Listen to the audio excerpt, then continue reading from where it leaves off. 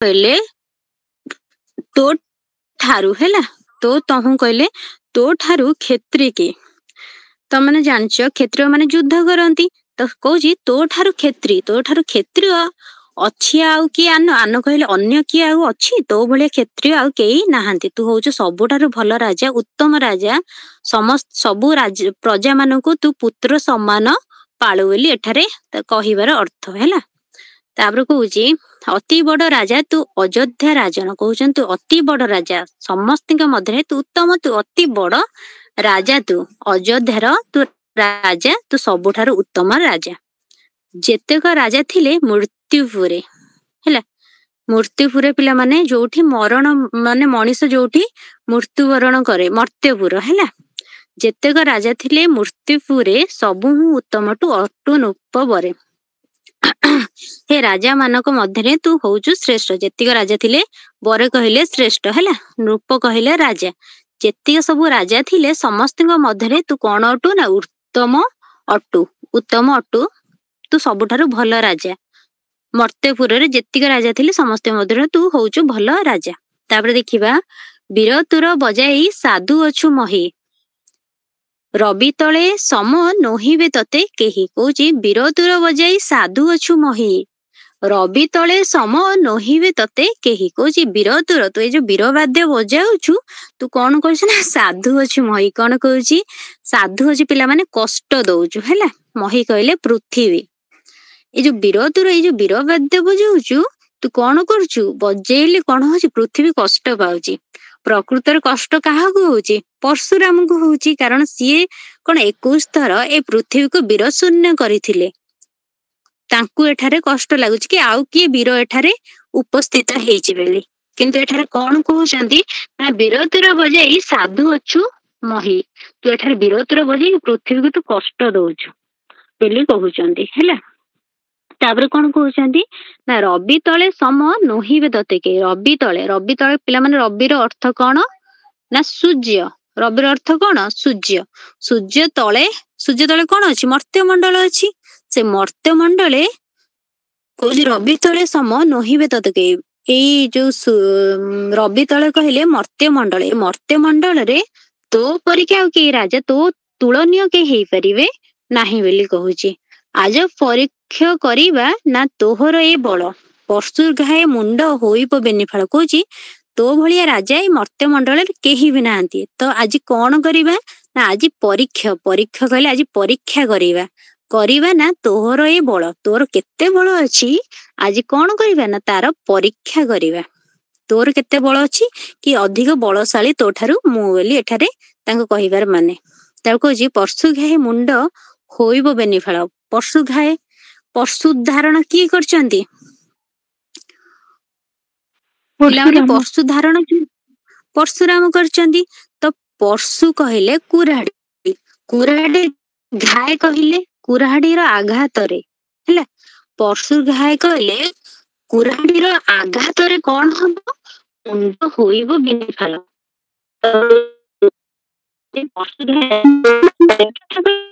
ଦେଖିବା ଆଜି କାହାର କେତେ ବଳ ହେଲା। ମୁଁ ଯୋଉ ପଶୁଟା ଅଛି ସେଥିରେ କଣ କରିବି?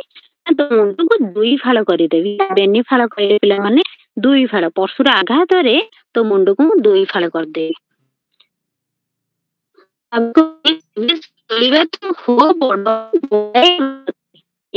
ସାମାନ୍ୟ ନାହିଁ କେହି କ୍ଷେତ୍ରୀ। କହୁଛି ଯଦି ପରୀକ୍ଷା ହେଇଯିବ, ଯଦି ତୁ ମୋ ଠାରୁ ଯଦି ମାନେ ବଳରେ ଅଧିକ ହେଇଯିବ ତୋ ବଳ, ଯଦି ମତେ ଆଜି ପରାସ୍ତ କରିବ ତାହେଲେ କଣ ହବ? ବୋଲିବା ତୁ ହୋ ବଡାଇ ନୃପତି, ତାହେଲେ ଯାଇକି ତୁ ହଉଛୁ ସବୁଠାରୁ ବଡ ନୃପତି। ଏହା କହିଲେ ତୋ ଠାରୁ ସାମାନ୍ୟ ନାହିଁ କେହି କ୍ଷେତ୍ରୀ, ଆଉ କେହି କ୍ଷେତ୍ରୀ ଏ ପୃଥିବୀରେ ନାହାନ୍ତି କହିବା। ତାପରେ ଦେଖିବା 10 ନମ୍ବର ପେଜ। କହୁଛି ସବର ଧନୁ ଭାଙ୍ଗିଲା ଜୀବନ ହିଁ ପୁତ୍ର, ସେ ହେଲା। ମୁଁ ତମ ଆ ପୂର୍ବରୁ ତମକୁ କହିସାରିଛି ଏଇ ଯୋଉ ବଂଶ ପରିଚୟ ଯୋଉ ତାଙ୍କର ଭୃଗୁ ଗୋତ୍ର ଥିଲା ହେଲା। ବା ଭୃଗୁ ବଂଶ ଥିଲା। କାହାର? ନା ପରଶୁରାମଙ୍କର। ଏଠି ବି ସେଇ କଥା କହିଛି, ସେ କଥା ଭାଙ୍ଗିଲା ଜୀବନକୁ ବୋଇଲେ ଭୃଗୁ ଗୋତ୍ର ପରଶୁରାମ ହେଲା, ତାଙ୍କର ଗୋତ୍ର କଣ ଥିଲା? ଭୃଗୁ। ସଦାଶିବ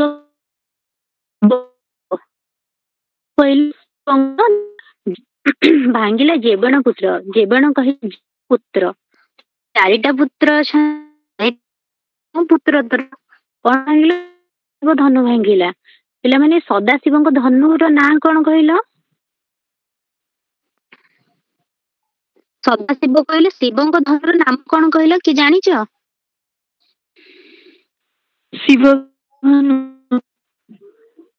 ହଁ, ନାଇଁ ସଦାଶିବ ତ କହିଲେ, ସଦାଶିବର ମାନେ ହଉଛି ଶିବ, କିନ୍ତୁ ସେ ଧନୁ, ଯୋଉ ଶିବଙ୍କ ଧନୁର ନାମ କଣ? ନା ପିନାକ। ଏଇ ପିନାକ ଧନୁକୁ ତ ରାମଚନ୍ଦ୍ର ଭାଙ୍ଗିଲେ ବୋଲି, ସେଥିପାଇଁ ସେ ସୀତାଙ୍କୁ ବିବାହ କରିକି ଆସିବାର ତ ଏତେ ସବୁ ମାନେ ନାଟ ଲାଗିଛି ନା। ତାଙ୍କ କହିବା କଥାଟା ଏଇଆ ହେଲା। ଏଇ ଧନୁଟା ଭାଙ୍ଗିବାର ଇଏ ପରଶୁରାମ କାହିଁ ରାଗୁଛନ୍ତି ପିଲାମାନେ, ତମେ ଜାଣିଛ? କାରଣ ଏଇ ଯୋଉ ଶିବ ଧନୁଟାକୁ ପ୍ରାପ୍ତ କରିଥିଲେ ପରଶୁରାମ। କାହାଠାରୁ? ନା ଶିବଙ୍କ ଠାରୁ ଏଇଟା ପ୍ରାପ୍ତ କରିଥିଲେ ହେଲା। ଏଇ ପିନାକ ଧନୁଟାକୁ ସଦାଶିବ କହିଲେ ଶିବଙ୍କ ଠାରୁ ଏଇ ପରଶୁରାମ ପ୍ରାପ୍ତ କରିଥିଲେ। ତାକୁ ସଂରକ୍ଷଣ ପାଇଁ କାହାକୁ ଦେଇ ଦେଇଥିଲେ? ଜନକଙ୍କୁ ହେଲା। ସୀତାଙ୍କର ପିତା ଜନକକୁ ଦେଇଥିଲେ ହେଲା। ସିଏ କଣ କଲେ? ନା ତାଙ୍କ ପୁତ୍ରୀର ସ୍ୱୟଂବରରେ କଣ କଲେ? ସିଏ ଏଇଟା ଭାଙ୍ଗିବା ଉଦ୍ଦେଶ୍ୟରେ ସେଇଟା ରଖିନଥିଲେ। ସିଏ ତାଙ୍କର ପୁତ୍ରୀର ଉତ୍ତମ, ମାନେ ତାଙ୍କ ପୁତ୍ରୀର ସମକକ୍ଷ କେଉଁ ବର ହେଇପାରିବ, ସେଥିପାଇଁ ସେ ରଖିଥିଲେ କି ଗୁଣ ଲଗେଇ ପାରିବ, ଯିଏ ସେ ଧନୁରେ ସୂତାକୁ ବାନ୍ଧି ପାରିବ, ସେ ତାଙ୍କ ପୁତ୍ରୀକୁ ବିବାହ କରିବ ହେଲା। ଯେହେତୁ ଏଇଟା ଶିବଙ୍କର ଧନୁ, ସେ ଧନୁର ନାମ ହଉଛି ପିନାକ। ତ ସେଠାରେ କଣ ହେଇଛି? ଏ ରାମଚନ୍ଦ୍ର ମାନେ ଏତେ ଶକ୍ତିଶାଳୀ ଥିଲେ ଯେ ସେ ସେଥିରେ କଣ ନା ସୂତାକୁ ବାନ୍ଧୁ ବାନ୍ଧୁ ଧନୁଟା କଣ ହେଇଛି? 2 ଖଣ୍ଡ ହେଇଯାଇଛି। 2 ଖଣ୍ଡ କରିବା ଉଦ୍ଦେଶ୍ୟରେ ସେଇଟାକୁ ଉଠେଇ ନଥିଲେ, ସେ ଗୁଣ ଦବା ଉଦ୍ଦେଶ୍ୟରେ ଉଠେଇଥିଲେ। ସେଥିପାଇଁ ଏଠାରେ ପରଶୁରାମ ରାଗିଛନ୍ତି ହେଲା। ସେ ସଦାଶିବଙ୍କ ଧନୁକୁ ଭାଙ୍ଗିଛନ୍ତି ବୋଲି ଏଠାରେ ସେ ରାଗିଛନ୍ତି ହେଲା। ତାପରେ କହୁଛନ୍ତି ସଦାଶିବ ଧନୁ ଭାଙ୍ଗିଲା ଜେବଣ ହିଁ ପୁତ୍ର, ସେ ତୋର କାହିଁ ବୋଲି ବୋଲିଲେ ଭୃଗୁ। ଯୋଉ ପୁତ୍ର ତୋର ସଦାଶିବଙ୍କ ଧନୁ ଭାଙ୍ଗିଛି, ଏଠାରେ ମାନେ ଧ୍ୟାନରେ ବସିକି ସେ ଏଟା ଜାଣି ପାରୁଛନ୍ତି କି ତାଙ୍କର ଧନୁକୁ କିଏ ଭାଙ୍ଗିଛି ହେଲା। କହୁଛନ୍ତି ଯୋଉ ପୁତ୍ର ତୋର ଶିବ ଧନୁକୁ ଭାଙ୍ଗିଛି, ସେ ପୁତ୍ର ତୋର କେଉଁଠି ଗଲା ବୋଲି ପରଶୁରାମ ପଚାରିଛନ୍ତି। କାହାକୁ ପଚାରିଛନ୍ତି? ନା ଦଶରଥଙ୍କୁ।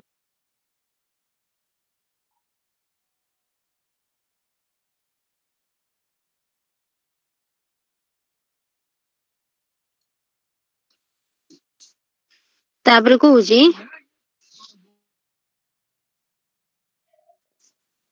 ତାହାର ବଳେ ସେ ବଜାଉ ବିରତୁର, କାହିଁ ଅଛି ପୁତ୍ର ତ ଦେଖିବା ନୂପବର। କହୁଛନ୍ତି ତାହାର ବଳେ ସେ ବଜାଉ ବିରତୁର, ତାହାର କେତେ ବଳ ଅଛି, ସେ ତାର ବଳରେ କଣ? ବିରତୁର, ବୀରବାଦ୍ୟ ବଜାଉ। କାହିଁ ଅଛି ପୁତ୍ର ତୋର?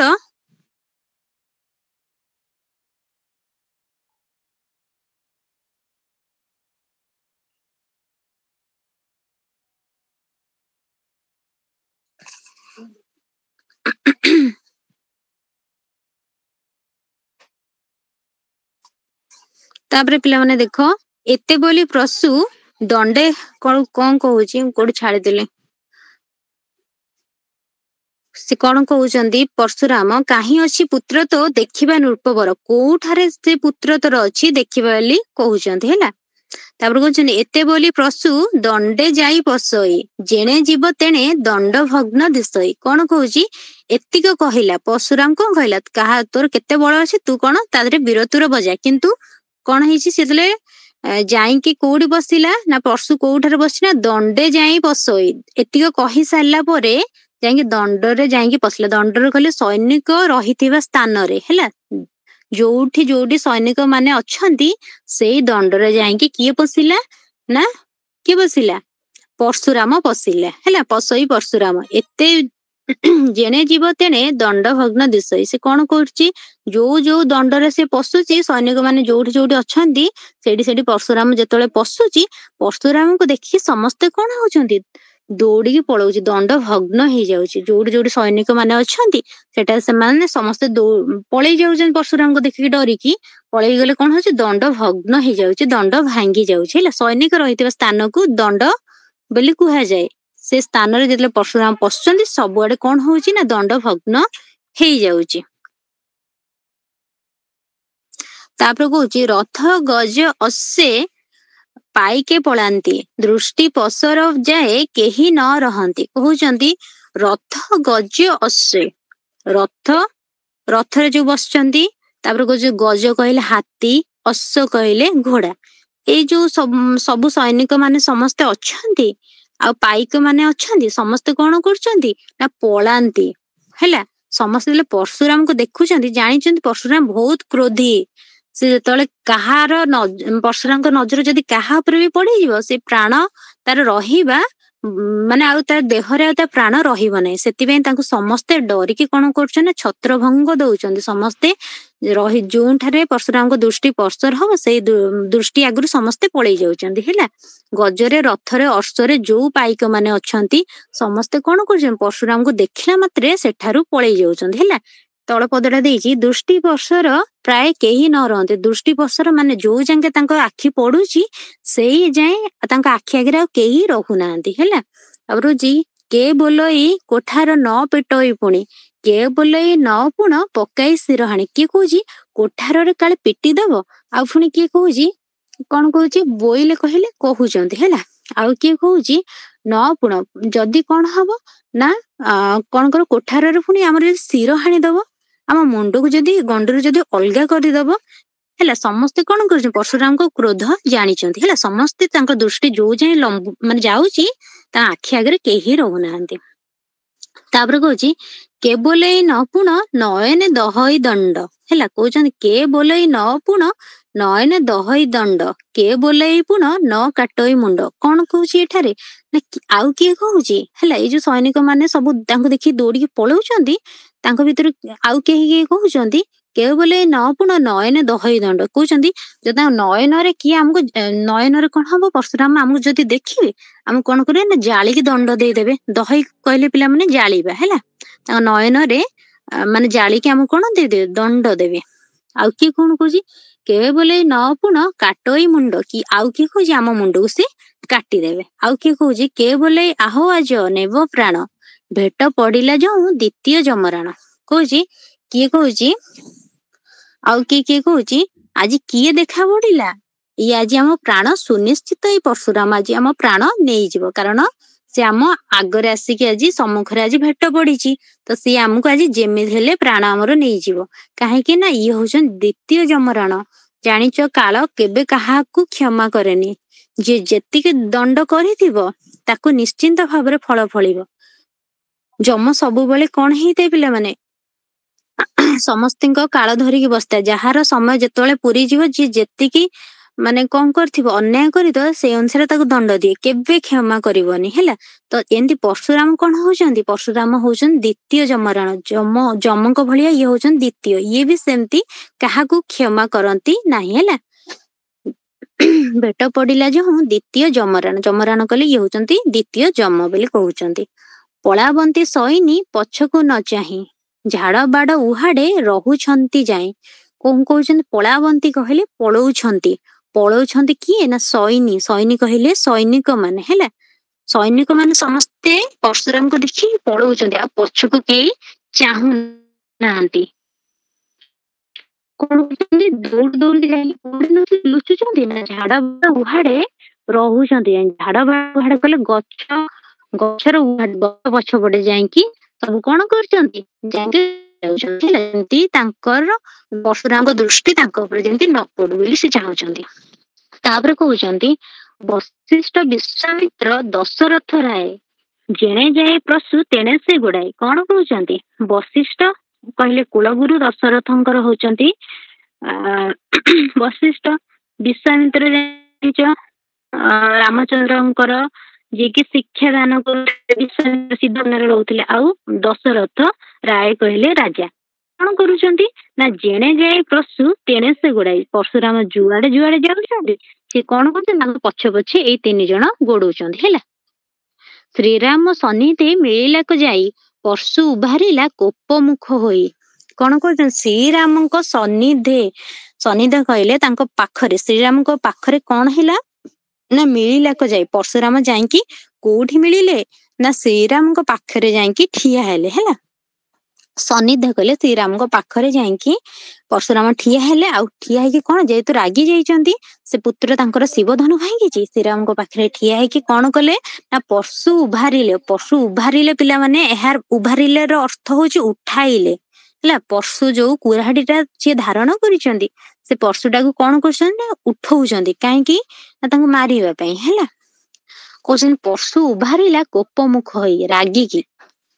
ରାଗିକି କଣ କଲା, ଜୋରେ ରାଗି ଯାଇକି କଣ ହେଲା ନା ସେ ପଶୁ କୁରାଢିଟାକୁ ରାମଚନ୍ଦ୍ରଙ୍କ ଉପରକୁ ଉଠେଇଛନ୍ତି। ହେଲା, ତାପରେ କହୁଛନ୍ତି ଦଶରଥ ରାଜା ହୋଇଲାକୁ ଆଗ। ଯେତେବେଳେ ପିତା ଦେଖୁଛନ୍ତି ତାଙ୍କ ପୁତ୍ର ଉପରେ ସଙ୍କଟ କଣ କରୁଛି, ସଙ୍କଟ ଆସିକି ଠିଆ ହେଇଛି ତାଙ୍କ ପୁତ୍ର ସମ୍ମୁଖରେ, ପିତା କଣ ହଉଛନ୍ତି, ବିଚଳିତ ହେଇଯାଉଛନ୍ତି। ଆଉ କଣ ହଉଛନ୍ତି ନା ପରଶୁରାମଙ୍କ ଆଗରେ ଆସିକି ଠିଆ ହେଇଯାଉଛନ୍ତି। ହେଲା, ପିତା ମାତା କେବେ ଚାହିଁବେନି କି ତାଙ୍କ ସନ୍ତାନ ସନ୍ତତି ମାନଙ୍କର ମାନେ କଣ ଜୀବନ ଚାଲିଯାଉ। ସେଥିପାଇଁ ଦଶରଥ କଣ କରୁଛନ୍ତି, ଯେତେବେଳେ ସେ ପଶୁଟାକୁ ଉଭାରିଛନ୍ତି ବା ଉଠାଇଛନ୍ତି ରାମଚନ୍ଦ୍ରଙ୍କୁ ହାଣିବା ପାଇଁ, ସେତେବେଳେ କଣ ହଉଛନ୍ତି, ଦଶରଥ ଯାଇକି ତାଙ୍କ ପରଶୁରାମଙ୍କ ଆଗରେ ଯାଇକି ଯୋଉ ରାମଚନ୍ଦ୍ରଙ୍କ ଆଗରେ ଯାଇକି ଠିଆ ହେଇଯାଉଛନ୍ତି। ହେଲା, ତାପରେ କଣ କହୁଛନ୍ତି ଶୁଣ। ପରଶୁରାମ, ପିଲାମାନେ ସବୁ ବୁଝିପାରୁଛ ନା କୋଉଠି ଅବୁଝା ରହୁଛି? ହଁ ମ୍ୟାମ୍, ବୁଝି ହଉଛି। ହେଲା, ମୁଁ ଟିକେ ଘରେ ଡାକୁଥିଲେ ତ, ମୁଁ ଟିକେ କଣ ଗୋଟେ ଛାଡିଦେଲି କି କଣ ମତେ ଲାଗିଲା। ଆଚ୍ଛା ଦେଖ, ତାପରେ ହଉଛି ଭୋ କ୍ଷେତ୍ରୀବର ତୁ ଛାଡ ରାଗ, ଅପୁତ୍ରିକ ପୁତ୍ର ମାରିବ କେବଳ ସଦେ। କହୁଛି ଭୋ କ୍ଷେତ୍ରୀବର ତୁ ଛାଡ ରାଗ, ଅପୁତ୍ରିକ ପୁତ୍ର ମାରିବ କେବଳ ସଧେ। ମାନେ ସେ କଣ କହିବାକୁ ଚାହୁଁଛନ୍ତି, ହେ କ୍ଷେତ୍ରୀବର, ହେ କ୍ଷତ୍ରିୟ ମାନଙ୍କ ମଧ୍ୟରେ ଶ୍ରେଷ୍ଠ, ଆପଣ ତ କ୍ଷତ୍ରିୟ ମାନଙ୍କ ମଧ୍ୟରେ ଶ୍ରେଷ୍ଠ। ତୁ ଆଜି କଣ କରୁଛୁ? ତୁ ଏଇ ଯୋଉ ରାଗଟା କରୁଛୁ, ତୁ ଏଇ ରାଗକୁ ସବୁ କଣ ନା ଛାଡିଦେ ତୁମ ପୁତ୍ର ମାନଙ୍କ ଉପରେ। ଆଉ କଣ ନା ମୋ ପୁତ୍ର ମାନଙ୍କୁ ତୁ ଆଜି ମାରେନା ବୋଲି କହୁଛନ୍ତି। ତୁ ରାଗ ସବୁ ଯାହା ଅଛି ତୋ ମନରେ, ସବୁ ରାଗ ଆଜି ତୁ ଛାଡିଦେ ବୋଲି କହୁଛନ୍ତି। ହେଲା, ତୁ ଛାଡ ରାଗ, ଅପୁତ୍ରିକ ପୁତ୍ର ମାରିବୁ କେବଳ ସଦେ। ମୁଁ ହଉଛି, ଆଚ୍ଛା ଏଇଠି ତମେ ମାନେ ଜାଣିଛ କି ସେ ନିଜକୁ ଅପୁତ୍ରିକ କାହିଁ କହୁଛନ୍ତି? ସେ ତ 4ଟା ପୁତ୍ରର ପିତା ଅଟନ୍ତି। ସେ ନିଜକୁ ଏଠାରେ ଅପୁତ୍ରିକ କାହିଁକି କହୁଛନ୍ତି, କି କହିପାରିବ?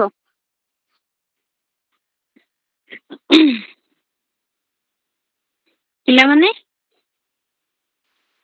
ପରଶୁରାମ ତାଙ୍କର 4 ପୁତ୍ରକେ ମାରିଦେଲା ପରେ ସେ আর କାହାକୁ ପୁତ୍ର କହିବେ ସେଥିଲାଗି? ନାଇଁ, ସେ ମାରି ନାହିଁ ନା। ସେ କହୁଛି ମୁଁ ଗୋଟେ ଅପୁତ୍ରିକ। ହେଲା, କାହିଁକି ନା ଇଏ କଣ କହିଲ, ଆଙ୍କର ବହୁତ ବର୍ଷ ଧରିକି ଆଙ୍କର କିଛି ସନ୍ତାନ ସନ୍ତତି ଜାତ ହଉନଥିଲେ। ହେଲା, ଇଏ ବହୁତ ମାନେ ଠାକୁରଙ୍କୁ ସ୍ମରଣ କରିକି ମାନେ କେତେ କଷ୍ଟରେ ଇଏ ରାମଚନ୍ଦ୍ର ଆଉ ତାଙ୍କ ସମେତ ଆଉ 3ଟି ପୁତ୍ରକୁ ସେ ପାଇଛନ୍ତି। ହେଲା, ତାଙ୍କର ଅନେକ ସମୟ ଧରିକି କିଛି ସନ୍ତାନ ଜାତ ହଉନଥିଲା, ତ ସେତେବେଳେ ସେ ଅପୁତ୍ରିକ ଥିଲେ। ବହୁତ ପୂଜା ଅର୍ଚ୍ଚନା କଲା ପରେ ଯାଇକି ସେ 4ଟା ପୁତ୍ରକୁ ପାଇଛନ୍ତି। ସେଥିପାଇଁ ସେ ନିଜକୁ ଅପୁତ୍ରିକ କହିଛନ୍ତି। ଯେ ସେ ବହୁତ ସମୟ ଧରିକି କଣ ହେଲା, ତାଙ୍କ ପୁତ୍ର ଯାହାର ସନ୍ତାନ ଜାତ ହଉନଥିବ, ସେତେବେଳେ ସେ ଅପୁତ୍ରିକ ଥିବ ନା ନାଇଁ। ଯେ ବହୁତ ସମୟ ମାନେ ତାଙ୍କ ବୟସ ଗଡି ଯିବା ସମୟରେ କଣ ହଉଛି ନା ତାଙ୍କର ପୁତ୍ର ମାନେ ଜାତ ହଉଛନ୍ତି। ସେଥିପାଇଁ ସେ ନିଜକୁ ଏଠାରେ ଅପୁତ୍ରିକ କହୁଛି। ହେଲା, ତାଙ୍କ ପୁତ୍ର ତ ନଥିଲେ ନା, ବହୁତ ସମୟ ପରେ ଯାଇକି ତାଙ୍କ ପୁତ୍ର ଜାତ ହେଇଛନ୍ତି। ତ ସେଥିପାଇଁ କଣ କହୁଛି ନା ଅପୁତ୍ରିକ ପୁତ୍ର ମାରିବ କେବଳ ସଦେ। ମୁଁ ତ ଗୋଟେ ଅପୁତ୍ରିକ ଥିଲି, ମୁଁ ଏବେ ପୁତ୍ର ପାଇଛି, ମୋର ଏଇ ପୁତ୍ର ମାନଙ୍କୁ ତୁ କେବଳ କୋଉ ରାଗରେ ତୁ ଆଙ୍କୁ ମାରିବୁ ବୋଲି କହୁଛି। ହେଲା, ତୁ କେଉ ସଦେ କହିଲେ ପିଲାମାନେ ରାଗରେ ମାରିବୁ। ତାପରେ କହୁଛି ନିନ୍ଦା ପାଇବ ନା ତିଲକ୍ୟର ମଧ୍ୟ। ତୁ ଯଦି ମୋ ପୁତ୍ର ମାନଙ୍କୁ ଆଜି ମାରିବୁ, ମୁଁ ତ ଗୋଟେ ଅପୁତ୍ରିକ ଥିଲି, ତୁ ମୋ ପୁତ୍ର ମାନଙ୍କୁ ଯଦି ମାରିବୁ ଆଜି କଣ ହବୁ ନା ତିଲକ୍ୟ କହିଲେ ପିଲାମାନେ ସ୍ୱର୍ଗ ମର୍ତ୍ତ୍ୟ ପାତାଳ କହିଲେ ନାଗଲୋକ। ହେଲା, ଏଇ ଯୋଉ ସ୍ୱର୍ଗ ମର୍ତ୍ତ୍ୟ ପାତାଳ, ଏଇ ଯୋଉ 3ଟି ଲୋକ ଅଛନ୍ତି, ଏଇ 3 ଲୋକ ମଧ୍ୟରେ ତୋର ଜୟ ଜ୍ଞାନ ହବ ନାହିଁ। ତୁ ଗୋଟେ ଭଲ ଋଷି ବୋଲି ତୋର ଜୟ ଜ୍ଞାନ କରୁଥିଲେ ସମସ୍ତେ, କିନ୍ତୁ ଏବେ ତୋର କଣ ହବ ନା ଏଇ 3 ଲୋକ ମଧ୍ୟରେ ତୋର ନିନ୍ଦା ହବ। ସମସ୍ତେ ତୋର ନିନ୍ଦା କରିବେ। ହେଲା, ନିନ୍ଦା ପାଇବ ନା ତିଲକ୍ୟର ମଧ୍ୟ, 3 ଲୋକରେ ତୋର ନିନ୍ଦା ହବ। ମୁଁ ତ ଗୋଟେ ଅପୁତ୍ରିକ ଥିଲି, ମୋର ପୁତ୍ରଙ୍କୁ ଯଦି ତୁ ଏବେ ମାରି ଦଉଛୁ, ତାହେଲେ ମୁଁ ପୁଣି ଅପୁତ୍ରିକ ହେଇଯିବି। ହେଲା, ତା କହିବାର ଉଦ୍ଦେଶ୍ୟ। ତାପରେ କହୁଛି ସୂର୍ଯ୍ୟବଂଶ ତତେ ନୁହଁ ନା ଦୋଷୀ କିମ୍ପାଇଁ ପୁତ୍ରକୁ ମୋର ପକାଇବୁ ନାସି। ମୋର ହଉଛି ସୂର୍ଯ୍ୟବଂଶ ହେଲା। ତମେ ଏଇଠି ମନେ ରଖିବ ରାମଚନ୍ଦ୍ରଙ୍କର କେଉଁ ବଂଶ ଥିଲା ନା ସୂର୍ଯ୍ୟବଂଶ ହେଲା। ରାମଚନ୍ଦ୍ରଙ୍କ ସୂର୍ଯ୍ୟବଂଶ ଥିଲା, ରାମଚନ୍ଦ୍ର ବା ଦଶରଥଙ୍କର ସୂର୍ଯ୍ୟବଂଶ ଥିଲା। ସିଏ କହୁଛନ୍ତି ଏ ମୋର ଯୋଉ ବଂଶ ହଉଛି ମୋର ସୂର୍ଯ୍ୟବଂଶ, ଆମେ ସୂର୍ଯ୍ୟବଂଶୀ ତ ତତେ ମାନେ କିଛି ଦୋଷ କରିନାହୁଁ ତୋର, ଆମେ ତ ହଉଛୁ ସୂର୍ଯ୍ୟବଂଶୀ, ଆମେ ତ କେବେ କାହାର କିଛି ଦୋଷ କରିନୁ, ତାହେଲେ ତୁ କାହିଁକି ମୋ ପୁତ୍ରକୁ ମାରିବୁ ବୋଲି କହୁଛନ୍ତି। କିମ୍ପାଇଁ କହିଲେ କାହିଁକି ପୁତ୍ରକୁ ମୋର ପକାଇବୁ ନାସି, କାହିଁକି ମୋ ପୁତ୍ର ମାନଙ୍କୁ ତୁ ବିନାଶ କରିବୁ, ଆମେ ତ ସୂର୍ଯ୍ୟବଂଶ, ଆମେ ତୋର କିଛି କ୍ଷତି କରିନାହୁଁ। ତାପରେ କହୁଛି ଏହାକୁ ମାଇଲେ ଏଠାରୁ ବଂଶ ସରଇ, ଏତେ ବୋଲି ରାଜା ପଶୁ ପାଦେ ପଡଇ। କହୁଛନ୍ତି ଏହାକୁ, ଏହି ମାନଙ୍କୁ ଯଦି ତୁ ଆଜି ମାରି ଦଉଛୁ ଏଇଠାରୁ ମୋର ବଂଶ ସରିଯିବ। କାରଣ ତାଙ୍କ ପୁତ୍ର ମାନେ ଯେତେବେଳେ ବିବାହ କରିକି ଆସିଛନ୍ତି ତାଙ୍କର ରାମଚନ୍ଦ୍ର, ଭରତ, ଶତ୍ରୁଘ୍ନ ଏମାନଙ୍କର ତ କିଛି ସନ୍ତାନ ସନ୍ତତି ଜାତ ବି ହେଇନି ନା, ଏମାନେ କେବଳ ବିବାହ ସାରିକି ତାଙ୍କ ରାଜ୍ୟରେ ବି ପ୍ରବେଶ କରିନାହାନ୍ତି, ତ ତାଙ୍କର କି ସନ୍ତାନ ସନ୍ତତି ନାହାନ୍ତି। ସେ କହୁଛନ୍ତି ଏହାକୁ ମାଇଲେ ଏଇଠାରୁ ମୋ ବଂଶ ଆଜି ସରିଯିବ ହେଲା। ତାଙ୍କର ତ କିଛି ପୁତ୍ର ସନ୍ତାନ, ତାଙ୍କର ମାନେ ରାମଚନ୍ଦ୍ରଙ୍କର ସନ୍ତାନ କିଛି ଜାତ ହେଇନାହାନ୍ତି, ତ ଏଇଠାରୁ ଆଙ୍କୁ ଯଦି ମାରି ଦଉଛୁ ତାହେଲେ ମୋ ବଂଶ ଏଇଠାରୁ ସରିଯିବ। ତାପରେ କହୁଛନ୍ତି ଏତେ ବୋଲି ରାଜା ପଶୁପାଦେ ପଡିଲେ। ଏତେ ଏକ କହିଦେଇକି ରାଜା କାହା ପାଦ ତଳେ ପଡିଲେ ନା ପରଶୁରାମଙ୍କ ପାଦ ତଳେ ରାଜା ଦଶରଥ ପଡି ଯାଉଛନ୍ତି ହେଲା। ଦନ୍ତେ ତୀରଣ ଧରି କରଇ ଦଇନି, କେବଳ ରକ୍ଷା କର, ନାଇଁ ସରି ଦନ୍ତେ ତୀରଣ ଧରି କରଇ ଦଇନି, ବେଳକ ରକ୍ଷା କର ମତେ ବ୍ରହ୍ମମୁନି। କଣ କହୁଛନ୍ତି ଏ ବ୍ରହ୍ମମୁନି ମତେ ରକ୍ଷା କର, କଣ କହୁଛନ୍ତି ନା ଦନ୍ତେ ତୀରଣ ଧରି, ତୀରଣ ପିଲାମାନେ କହିଲେ କୁଟା ଖଣ୍ଡ ହେଲା। କୁଟା ଖଣ୍ଡ ଯେମିତି ତମେ ଦେଖିଥିବ ଧରକର ଗାଈ ଯଦି ପଘାରେ ମରି ଯାଉଛି, ସେ ଦାନ୍ତରେ, ଦନ୍ତ କହିଲେ ଦାନ୍ତରେ କଣ କରନ୍ତି ଗୋଟେ କୁଟା ଖଣ୍ଡ ଧରିକି କଥା ନ କହିକି, ମାନେ ଯେମିତି ମଣିଷ ମଲେ ଯେତିକି ଦିନ ପାଳନ କରାଯାଏ, ଆମର ଏଠି ତ 11-12 ଦିନ ଯାଏ ପାଳନ କରାଯାଏ, ସେମିତି ସେ କଣ କରନ୍ତି ଯେତେବେଳେ ଗାଈ ପଘାରେ ମରିଯାଏ ସେ ସେତିକି ଦିନ କଣ କରନ୍ତି ନା କଥା କୁହନ୍ତିନି, ଆଉ ଦାନ୍ତରେ କଣ କରନ୍ତି ଗୋଟେ କୁଟା ଜାକିକି ଗାଁ ବୁଲିକି ସାହି ସାହି ବୁଲିକି ଭିକ୍ଷା ମାଗନ୍ତି ହେଲା। ତ ଏଠାରେ କଣ କୁହାଯାଉଛି ନା ପରଶୁରାମ କଣ କରୁଛନ୍ତି ଦନ୍ତରେ ତୀରଣ ଧରି କରଇ ଦଇନି, ଦନ୍ତରେ ତୀରଣ ଧରି କରଇ ଦଇନି କହିଲେ ଗୁହାରି ହେଲା, ଗୁହାରି ବା ପ୍ରାର୍ଥନା କରୁଛନ୍ତି। କଣ ତୀରଣ, ସେ ପ୍ରକୃତରେ ଦନ୍ତରେ ତୀରଣ ଧରି ନାହାନ୍ତି, ସିଏ ଯେତେବେଳେ ପରଶୁରାମଙ୍କ ପାଦ ତଳେ ପଡିଛନ୍ତି ହେଲା, ପଶୁ ପାଦରେ କିଏ ପଡିଛନ୍ତି ରାଜା ଦଶରଥ, ଯେତେବେଳେ ପଶୁ ପାଦରେ ପଡି ଯାଉଛନ୍ତି ତାଙ୍କୁ କ୍ଷମା ମାଗୁଛନ୍ତି, ଗୁହାରି କରୁଛନ୍ତି, ସେତେବେଳେ କଣ ହଉଛି ଯେତେବେଳେ ପଡିଯାଉଛନ୍ତି ଦାନ୍ତଟା କାହା ଦେହରେ ବାଜୁଛି ତାଙ୍କ ପାଦ ତଳେ ଥିବା କୁଟାରେ ହେଲା, କୁଟା ବା ଘାସରେ ଯେତେବେଳେ ବାଜୁଛି ସେ କଣ କହୁଛନ୍ତି ଏଠାରେ ନା ଦନ୍ତେ ତୀରଣ ଧରି କରଇ ଦଇନି। ସେ କଣ କହୁଛନ୍ତି ଏ ଯୋଉ କୁଟା, ସେ ଦାନ୍ତ ମାନେ କଣ ପାଦ ତଳେ ଯେତେବେଳେ ପଡି ଯାଉଛନ୍ତି କାନ୍ଦୁଛନ୍ତି, କାନ୍ଦିଲା ଭିତରେ କଣ ତା ଦାନ୍ତରେ କଣ ବାଜୁଛି ନା ପରଶୁରାମଙ୍କ ପାଦ ତଳେ ଯୋଉ କୁଟା ଅଛି ସେ କୁଟାରା କଣ ତା ଦାନ୍ତରେ ବାଜୁଛି, ତ ସେଥିପାଇଁ କହୁଛି ଦନ୍ତେ ତୀରଣ ଧରି କରଇ ଦଇନି, ବେଳକ ରକ୍ଷା କର ମତେ ବ୍ରହ୍ମମୁନି, ଏ ବ୍ରହ୍ମମୁନି ପରଶୁରାମ ମତେ ତମେ ରକ୍ଷା କର, ମୋ ପୁତ୍ର ମାନଙ୍କୁ ବିନାଶନି ହେଲା। ତାପରେ କହୁଛି ପୁଅନ୍ତ ଛାଡି ମତେ ପକା ମାରି, ମୋର ଦୋଷ ନାହିଁ ତତେ ତପଚାରି। କହୁଛି ପୁଅନ୍ତ କହିଲେ ପିଲାମାନେ, ପୁଅନ୍ତ କହିଲେ ଏଠି ତାର ଯେତିକ ପୁଅ ଅଛି ସମସ୍ତଙ୍କୁ ବୁଝଉଛି ହେଲା, ପୁଅ ମାନଙ୍କୁ ତାର ଯୋଉ ଦଶରଥଙ୍କ ପୁତ୍ର ମାନଙ୍କୁ ବୁଝଉଛି, ପୁଅନ୍ତ କହିଲେ ପୁତ୍ର ମାନଙ୍କୁ, ପୁଅନ୍ତ ଛାଡି ମତେ ପକା ମାରି, ମୋ ପୁଅ ମାନଙ୍କୁ ଛାଡିକି ତୁ ମତେ ପଛେ ମାରିଦେ, ମୋ ପୁଅ ମାନଙ୍କୁ ମାରେ ନାହିଁ ବୋଲି କହୁଛି। ଗୋଟେ ପିତା କହୁଛି ହେଲା, ପିତୃ ହୃଦୟ କାହା ପାଇଁ କାନ୍ଦୁଛି, ପୁତ୍ର ପାଇଁ କାନ୍ଦୁଛି। ତାପରେ କହୁଛି ପୁଅନ୍ତ ଛାଡି ମତେ ପକା ମାରି, ମୋର ଦୋଷ ନାହିଁ ତତେ ତପଚାରି, ଏ ତପଚାରି ଏ ପରଶୁରାମ ତୁ ମତେ ମାରିଦେଲେ ମୁଁ ଦୋଷ କରିବିନି, ତୋ ଦେହରେ କିଛି ଦୋଷ ଲାଗିବ ନାହିଁ, କିନ୍ତୁ ତୁ ମୋ ପୁଅ ମାନଙ୍କୁ ମାରେ ନା। ତାପରେ କହୁଛି ରାଜାର ପ୍ରବୋଧ ନ ଘେନଇ ଋଷି, ରାଜାର ପ୍ରବୋଧ, ରାଜା ଯେତେ ବୁଝେଇଲେ ଯେତେ ଗୁହାରି କଲେ ସେ ତାଙ୍କୁ କଣ କିଛି ଗ୍ରହଣ କଲା ନାହିଁ। ଘେନଇ ନା ଋଷି, ଗ୍ରହଣ, ଘେନଇ କଲେ ଗ୍ରହଣ, କିଛି ଋଷି କଲେ ନାହିଁ ହେଲା। ପୁଣି କଣ ହଉଛି ପୁଣି ଶ୍ରୀରାମ ଛାମୁରେ ମିଳି ଆସି, ପୁଣି ଶ୍ରୀରାମଙ୍କ ଛାମୁରେ କଣ ହଉଛନ୍ତି ପୁଣି ପାଖରେ ଆସିକି ଠିଆ ହଉଛନ୍ତି, କଣ କରୁଛନ୍ତି କୋପେଣ ବୋଲେଇ ତୁ ଶୁଣ ରଘୁନାଥ, କୋପେଣ କହିଲେ ରାଗିକି କଣ କହୁଛନ୍ତି, ବୋଲେଇ କହିଲେ କହିବା ହେଲା, ରାଗିକି କହୁଛନ୍ତି ତୁ ଶୁଣ ରଘୁନାଥ, ରଘୁନାଥ କହୁଛନ୍ତି ତାଙ୍କୁ, ରାମଚନ୍ଦ୍ରଙ୍କୁ କହୁଛନ୍ତି ରଘୁନାଥ। ଈଶ୍ୱର ଧନୁ ତୁ କେମନ୍ତ କଲୁ ହତ, ହତ କଲୁ ପିଲାମାନେ ଭାଙ୍ଗିଲୁ ହେଲା। ଈଶ୍ୱର ଧନୁ ହଉଛି ପିନାକ, ଶିବଙ୍କର ଧନୁ ତୁ କେମନ୍ତ କଲୁ ହତ, ତୁ କି ପ୍ରକାର ଶିବଙ୍କ ଧନୁକୁ ତୁ ଭାଙ୍ଗି ପାରିଲୁ।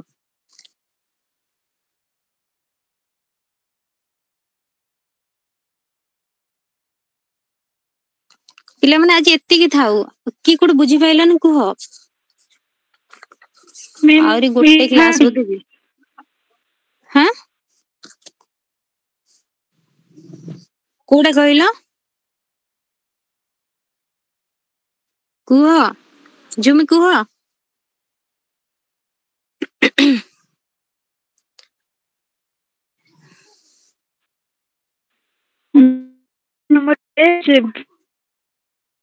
ତମ ଭଏସ କ୍ଲିୟର ହଉନି, କୋଉଟା କହିଲ। ଶୁଭା ହିଁ ଯାଉନି ତମ ଭଏସ। ଭୃଗୁକୁଳ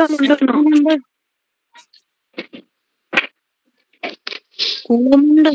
ଭୃଗୁକୁଳ ମଣ୍ଡନ, ଆଚ୍ଛା ଏଠି ସେ କହୁଛି ବା ଭୃଗୁକୁଳ କହିଲେ ପରଶୁରାମଙ୍କ ଯୋଉ ଗୋତ୍ର ବା କୂଳ ହଉଛି କଣ ଭୃଗୁକୁଳ ହେଲା। ମଣ୍ଡନ, ଆପଣ ମଣ୍ଡନ କରିଛନ୍ତି ମାନେ ଆପଣ ଜନ୍ମ ନେଇଛନ୍ତି ହେଲା। ଭୃଗୁକୁଳରେ ଆପଣ ହଉଛନ୍ତି ଶ୍ରେଷ୍ଠ ସନ୍ତାନ। ଆପଣ ଭୃଗୁ କୂଳରେ ଜନ୍ମ ହେଇକି ତାଙ୍କ କୂଳକୁ ମଣ୍ଡନ କରିଛନ୍ତି। ଆଉ କଣ କହୁଛନ୍ତି ନା ତପିଙ୍କର ଶ୍ରେଷ୍ଠ। ଆପଣ ଯେତିକି ସବୁ ତପି ଅଛନ୍ତି, ତପନୀତି ଆଚରଣ ଯୋଉମାନେ କରନ୍ତି ତାଙ୍କୁ ତପି କୁହନ୍ତି।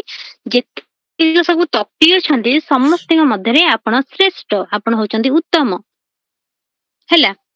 ତାପରେ କହୁଛି କ୍ଷତ୍ରିୟଙ୍କର ଯମ ତପେଣ ଗରିଷ୍ଠ, ଆପଣ ହଉଛନ୍ତି କ୍ଷତ୍ରିୟଙ୍କର ଯମ ହେଲା। କ୍ଷତ୍ରିୟ ମାନଙ୍କର ଆପଣ ଶତ୍ରୁ, କ୍ଷତ୍ରିୟ ମାନଙ୍କ ଆପଣ ମାରିବେ।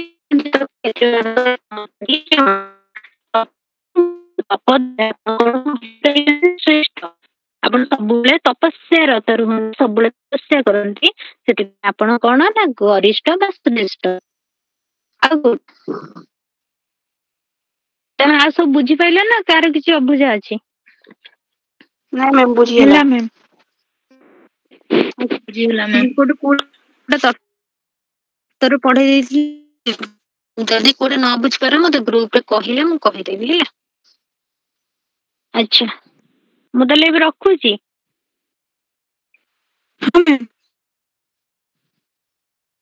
ଆଚ୍ଛା ମୋର ଟିକେ କାମ ଅଛି ତ ସେଥିପାଇଁ।